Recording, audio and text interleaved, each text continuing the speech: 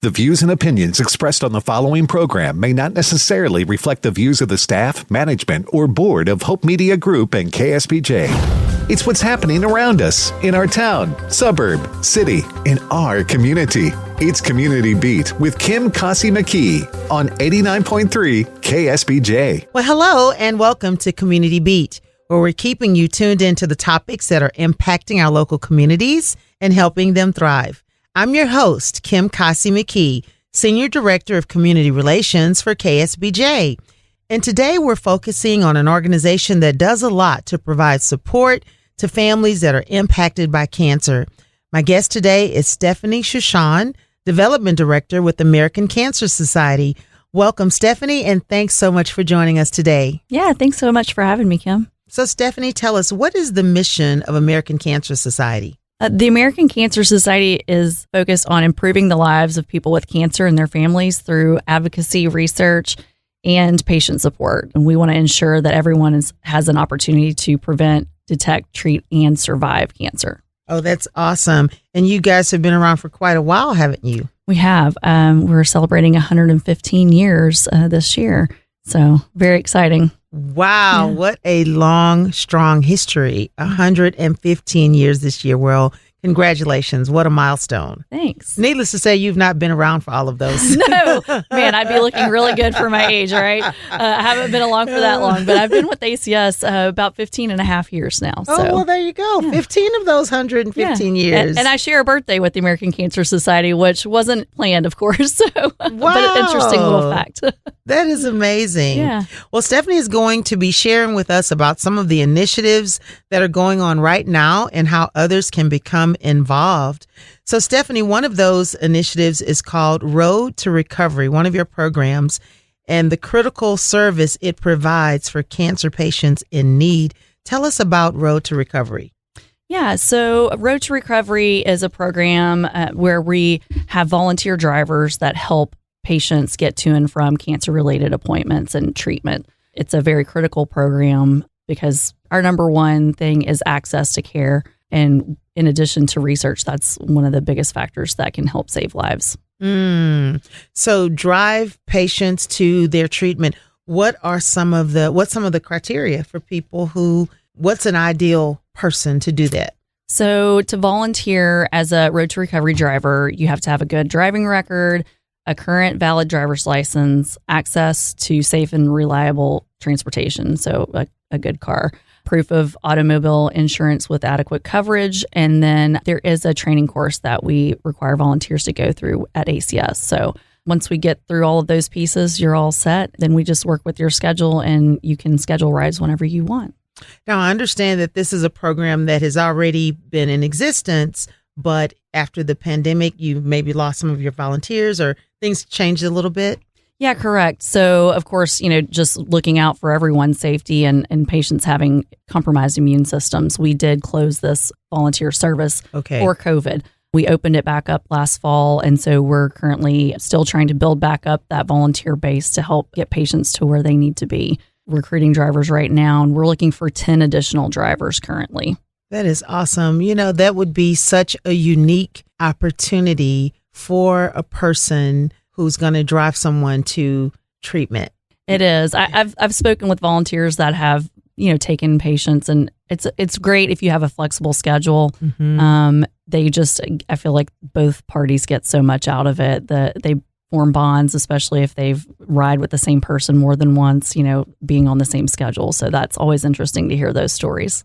Now, are people necessarily matched with, say, like a person that's in their area, or can it be anywhere throughout the city? So they use a rideshare app to sign up for rides, and you can, as a volunteer, you can choose to accept rides or not accept rides. So you just go on and select to take those on as your schedule allows. Okay. So why is this program important, Stephanie, to the work that you're doing through American Cancer Society? Well, it's really important because I said access to care is a huge push for successful treatments and outcomes of fighting cancer. So transportation the number one barrier to people being able to get those treatments. And if you can't get there, then it doesn't matter how good the doctor is or how good the treatment is if you're not there to get it. So this is a very important program, and we want to ensure that everyone that needs a ride can get a ride. Sure.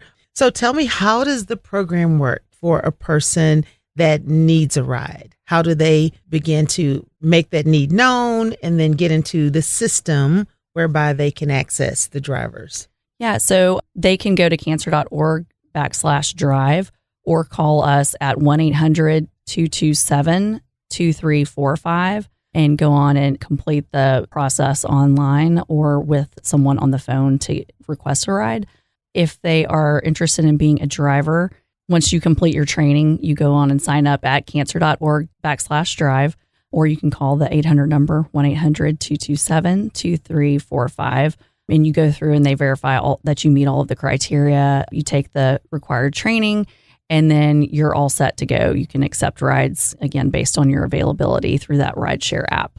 Awesome. So if you're just tuning in, we're speaking with Stephanie Chesson, who is the development director with American Cancer Society. And we're talking about one of many initiatives they have, but this one in particular is called Road to Recovery. And this is for folks who have some available time and can literally drive people who are going through cancer treatments to their appointments, which would meet such a very critical need, Stephanie. I'm also thinking there may be some other volunteer opportunities as well. Are there some other ways that people can become involved with American Cancer Society? Yeah, absolutely. I always recommend people visit cancer.org. You can find a lot of information on there, including volunteer opportunities. We have our Houston Hope Lodge, which provides lodging for patients and a caregiver free. They're able to stay there as long as they are in active treatment. And to get access to that, we just ask them to speak with their healthcare provider, and they are referring them directly to us. So it's not a direct process. You'll work with your healthcare provider to get that referral. But we do have a lot of opportunities for groups or individuals who want to come and, maybe it's doing clerical work, maybe it's providing a meal for the patients and their caregivers that are staying there, or guests, helping do games, or there's just a variety of things you can do with our Hope Lodge. We have a number of other fundraising programs that you can get involved with. And in particular, we do have our Cattle Barons Ball coming up, which is our largest fundraiser for the area.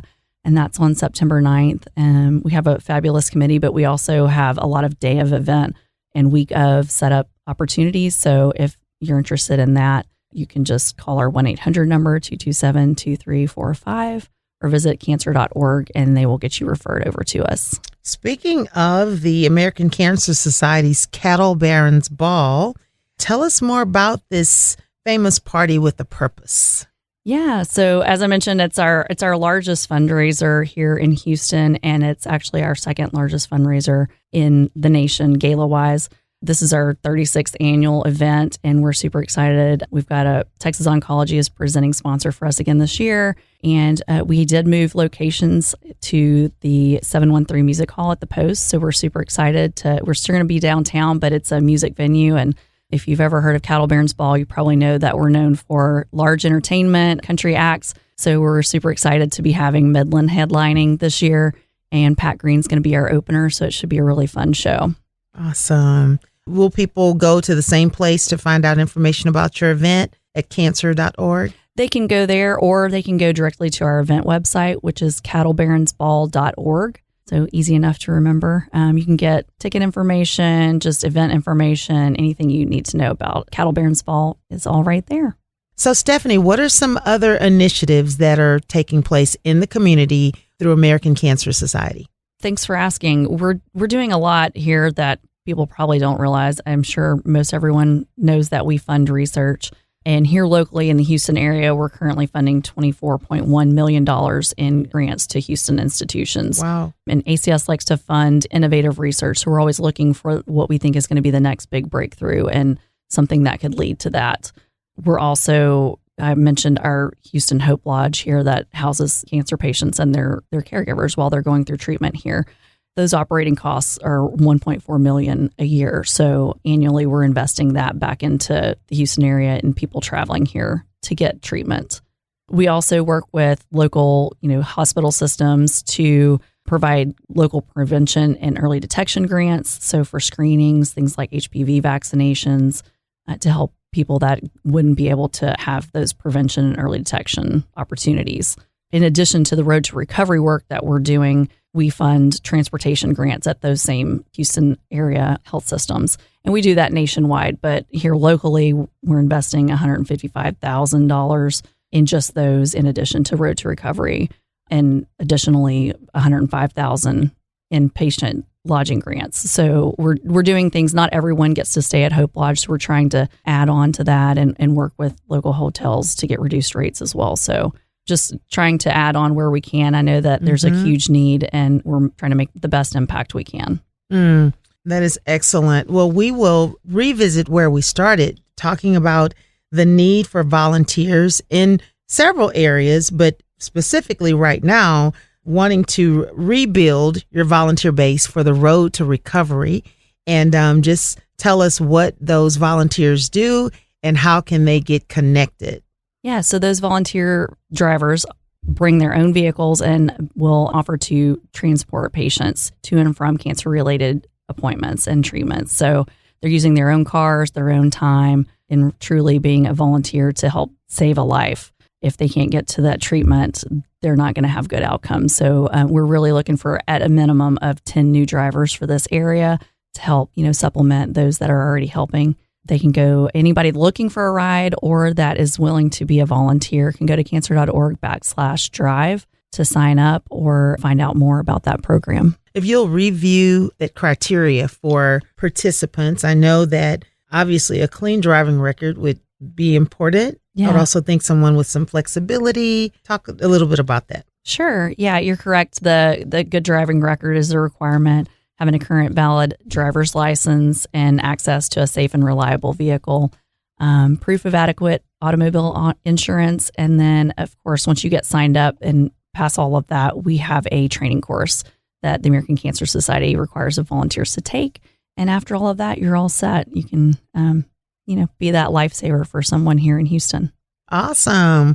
So we do want to say thanks to our guest today, Stephanie Chesson with the American Cancer Society, for the work that the American Cancer Society has been doing for the past 115 years. Yeah. And you get to be a part of such a tremendous legacy. And we do hope that you'll be able to get those 10 drivers who may be listening this morning or may know of someone who is looking for a volunteer opportunity. Most of us can say that we have been touched by cancer in some way, in our family, our church, our work setting. So it's definitely a worthy cause that we want to support in any way that we can.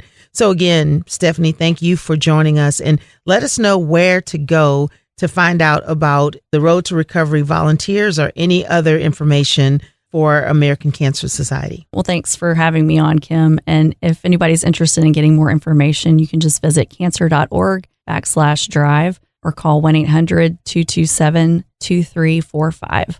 Awesome. And as always, thank you to our wonderful listening audience for joining us today. And we hope you'll join us again next week on another edition of Community Beat. I'm Kim Kasi McKee on 89.3 KSBJ. Well, hello and welcome to Community Beat, where we're keeping you tuned in to the topics that are impacting our local communities and helping them thrive. I'm your host, Kim Kasi McKee, and today we're raising awareness for a wonderful cause benefiting children with cancer. Our guest today is Doug Suggett, Executive Director for Periwinkle Foundation. Hello, Doug, and thanks so much for joining us today. Hey, thank you, Kim. So, Doug, for starters, please give us some background on Periwinkle.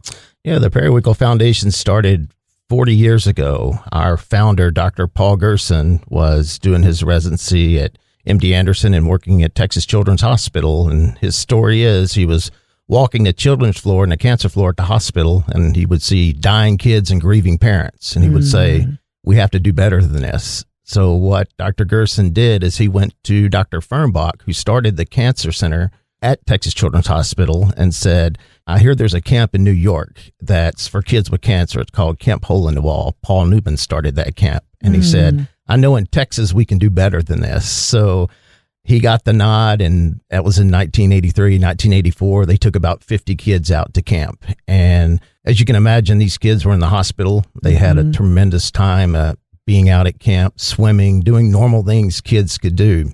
But the real magic happened is when they got back to the hospital. All of the doctors, nurses, and the medical staff noticed this new optimism in these kids' eyes and their voices and how they looked at their cancer treatment. So Camp Periwinkle, which we'll be celebrating the 40th anniversary this year, is still going alive 40 years later because of the impact that it makes in the lives of children and families living with cancer.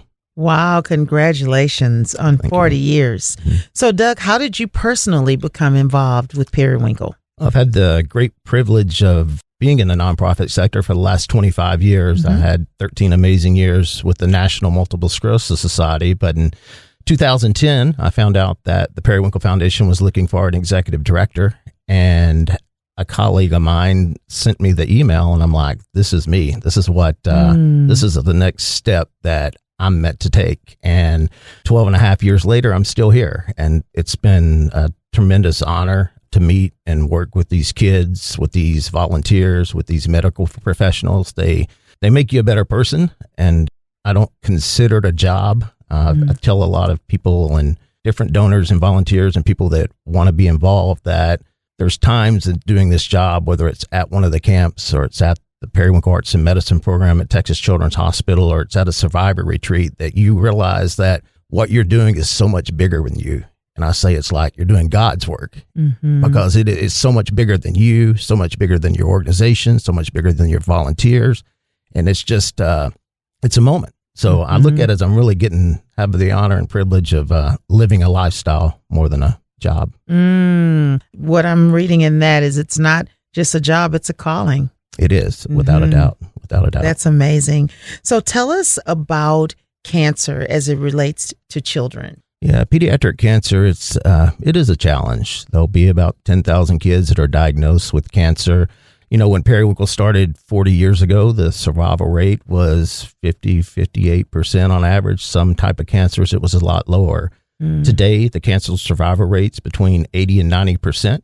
And that is a tremendous improvement. Thanks to the doctors and nurses and researchers who we partner with at Texas Children's Hospital and people around the world. But if you break that into small numbers, that means 1 or 2 out of 10 won't make it. And so I've had I'll call it a privilege to meet that 1 or 2 out of 10 because you get to see how they live life. And I think uncertainty in life is a challenge that we all deal with on a daily basis. We think everything has to be planned out and mapped out.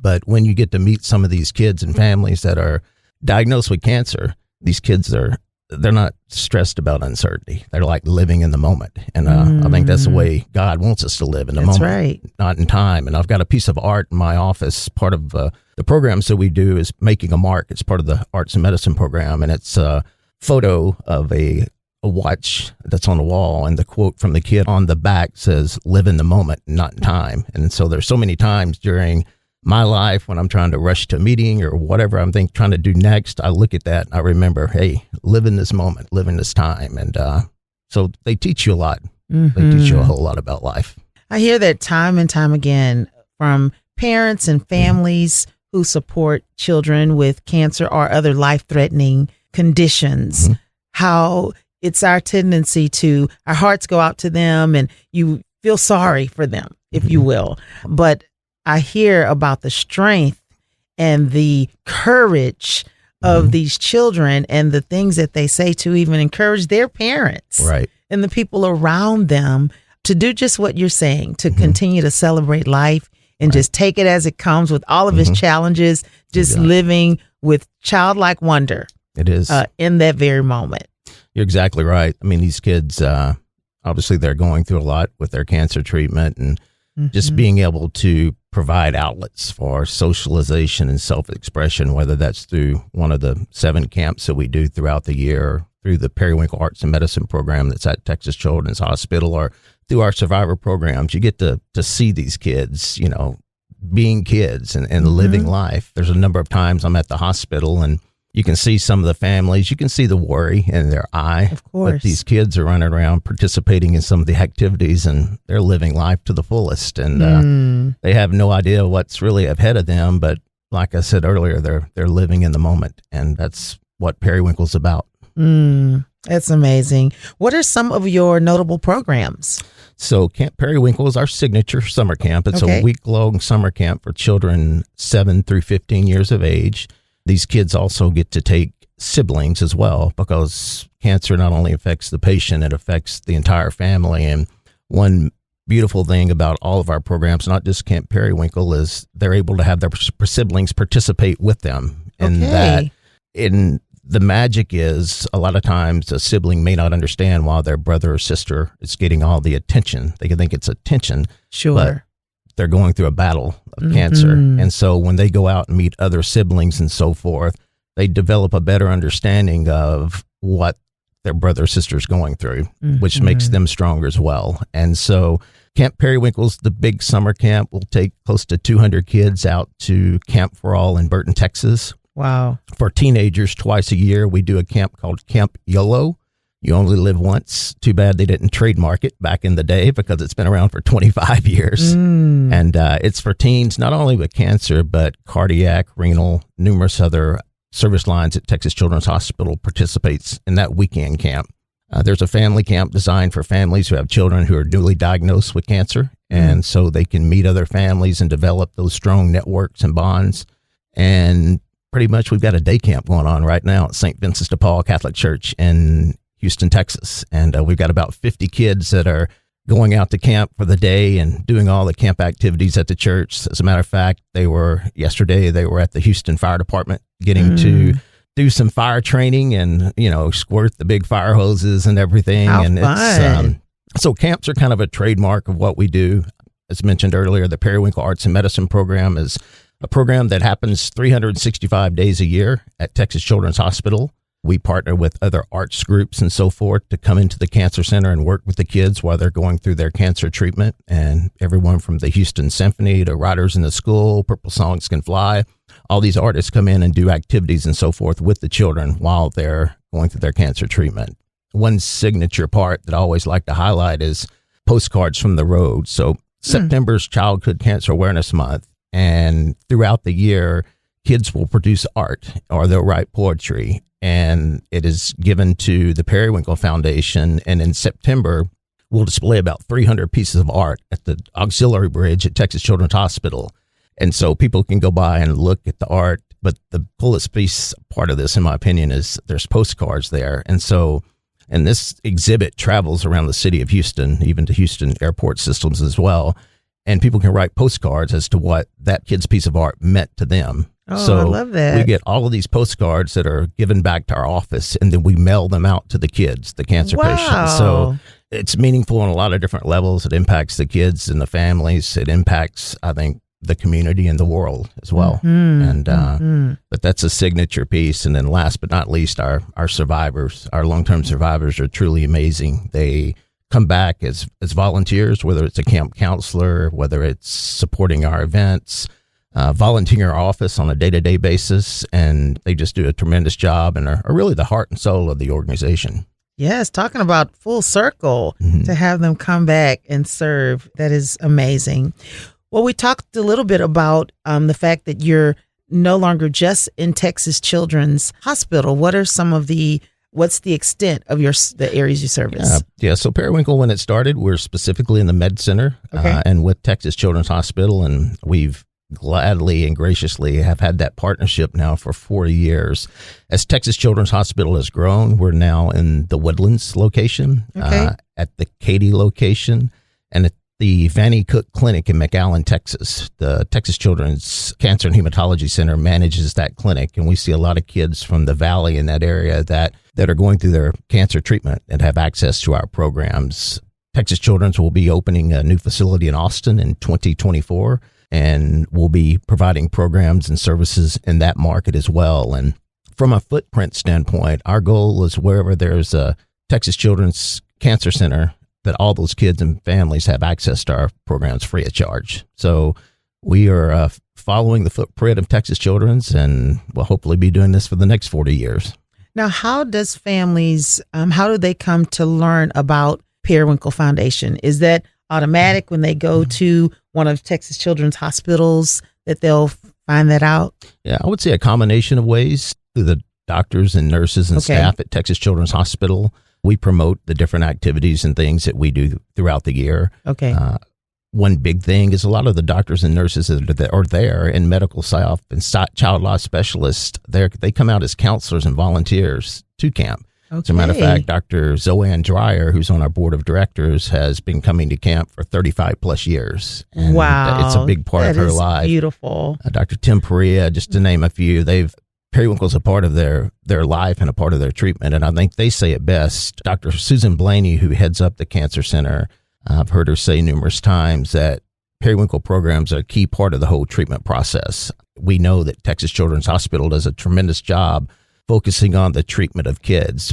Periwinkle comes in and focuses on the social and emotional well-being. And you have to have both in order to cure and heal the whole child. And our founder, Dr. Paul Gerson, who I was talking about earlier, he often refers to Periwinkle as healing. Mm-hmm. And as a matter of fact, we were, with our 40th anniversary, rebranding some of our mission and trademark, and we came up to create a world of healing beyond medicine. Mm-hmm. And we were like, man, this is it. That sounds amazing. Paul Gerson, though, in the next board meeting comes in and he notices the paper on the wall, and he's like, to create a world of healing beyond medicine. And he's like, well, where's joy? Okay. And we looked at each other around the room, and that's what Periwinkle's about, joy and healing. So we quickly incorporated that. Of course, got to have that joy. Yeah, so it's to create a world of joy and healing beyond medicine, and that's what Periwinkle's all about. Oh, that is beautiful. How can the community come alongside you? What are some of the ways that people can support you? There are numerous ways, and they're all listed on our website at periwinklefoundation.org. We have plenty of volunteer opportunities throughout the year. We have numerous events. These events are free of charge to the patients and families we serve. So anything from wine to gala to golf tournaments, you name it, we do it. Our previous board president said it pretty boldly that these kids have already paid a pretty steep price for admission with their cancer diagnosis. So it's up to us and the staff and the board to make sure that they never pay for any of these programs and services that we provide. So no matter what your interest, we've got a number of events coming up this fall. Probably our biggest one is Iron Sommelier. It's a wine tasting and competition at the Post Oak Hotel, November 9th. Kickball Classic will be coming up as well. A lot of corporate friends and family teams participate in it. And we'll be leading up to our 40th anniversary gala coming up next April as well. Excellent. Any final thoughts or success stories you'd like to share? You know, with Periwinkle and what it's about, these kids, one thing I've found that I've always liked to mention, and when I'm talking to other people, is that all these programs are designed for the children that we're serving, that Texas Children's Hospital is treating. And one unique thing that I see from kid to kid is their level of selflessness. For instance, one camper who's now a 20-year-old young man was at camp about 10 years ago, and he walked up to me, and we give them a new hat every year because they need a hat to protect themselves from the sun. And he's like, Mr. Doug, he's like, this is probably the best hat I've ever seen. And I'm like, his name is Jay. I said, Jay, yeah, I agree. It's a pretty cool hat. He's like, sat there for about 2 more seconds. He's like, this might be the best one we've ever had at camp. So I knew he was going somewhere with it.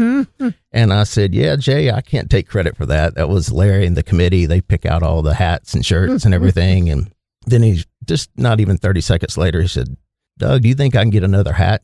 And I said, I probably know somebody that could get you another hat. And with a big smile, he literally said, man, I really appreciate it. He's like, I was keeping this one to take it to my brother.